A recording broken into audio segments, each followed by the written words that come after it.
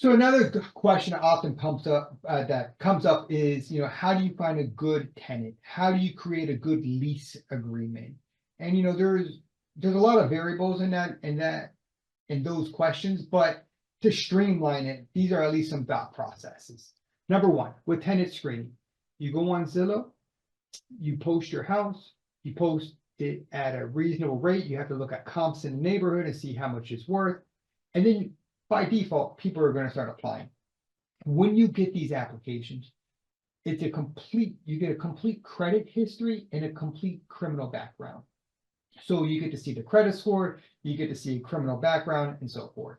Those are important variables, and that can help set the expectations and tone of what's available and the candidates that you have.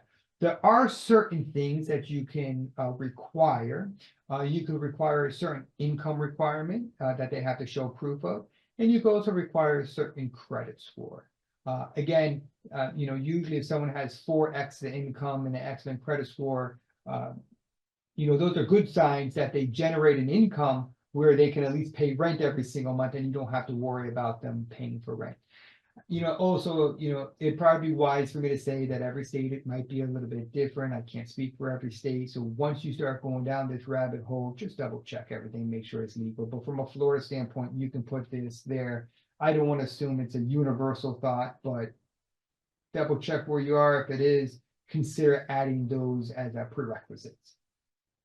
In regard to the lease agreement, you set your own terms. So you can make it as strict or as liberal as you want.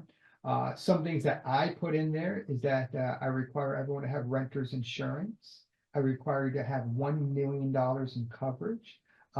You're required to pay and have your renter's insurance paid for the entire year in full, and having my name or my company added to that insurance policy, and I need proof of it before you move in. It's very important when the day comes. If someone wants to pay month to month, I would advise against that, because they can cancel at any time, versus when everything's already paid in full, and then there's less to worry about in general.